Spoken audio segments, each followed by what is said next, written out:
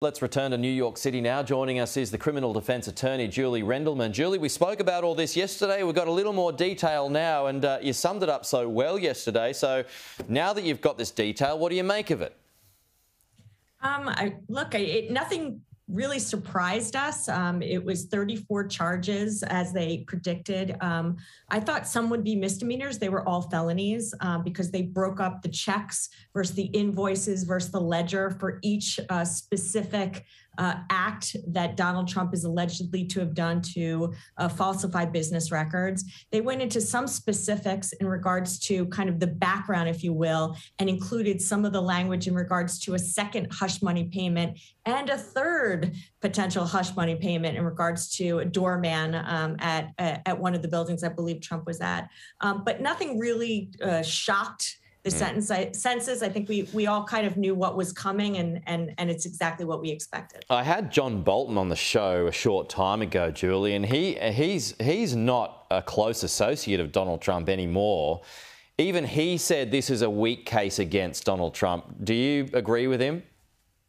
Well, I think the misdemeanors are not a weak link. You know, if you're able to prove that someone falsified business records, which if they say it's legal fees and it's not, I don't think the misdemeanors are tough. I think the issue becomes about the felonies. Can you make out the felony, the underlying felony in this case, the underlying crime in this case that makes it a felony? And I think that's where the problem exists, because you have to prove that the reason he did that was to further his financial for his campaign pursuits. And some of the people that have been spoken to said, well, Donald Trump would have done this whether he was running for president or not. And if he would have done it anyway, the argument is that he wasn't doing it to pursue his campaign. That's just one of many issues that we know potentially exist as some type of roadblocks for the prosecution. Right, yeah. The argument being there that he would have paid for it out of his own money anyway, because to avoid the embarrassment of his family finding out that he may have slept with a former porn star. That's basically the crux of it, right?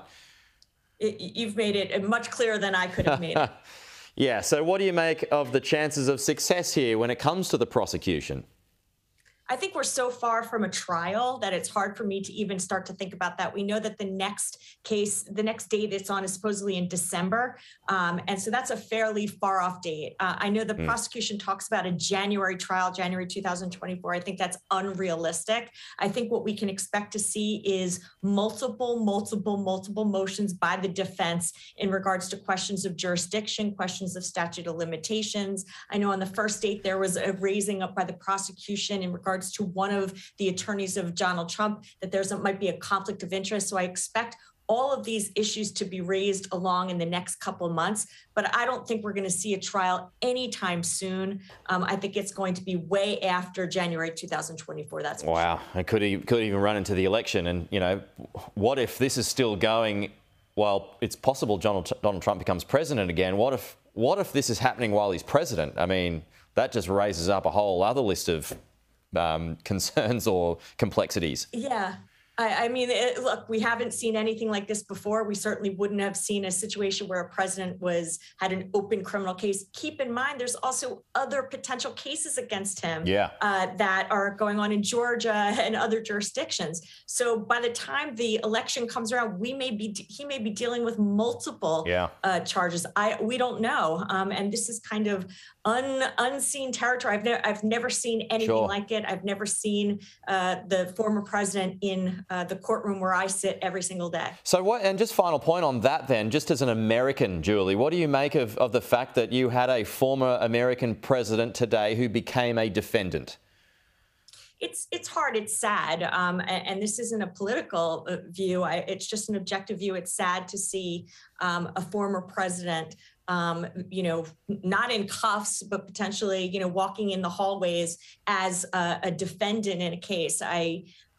I'm shocked. I'm kind of, I'm a bit overwhelmed. Part of me, I said to someone the other day, there's a part of me that just wants to shut my eyes and make it go away. And no mugshot in the end, right? I don't believe so. This is an exception. We talked about this before. I thought that I've never seen a defendant not have a mugshot. There are some reasons concerning leakage that would make it. It's a may. It's not a must when it comes to the courthouse. So they don't require it. Okay. I've never seen it. There was an exception here. Okay. Julie, appreciate it again. Thank you so much. We'll talk to you again soon.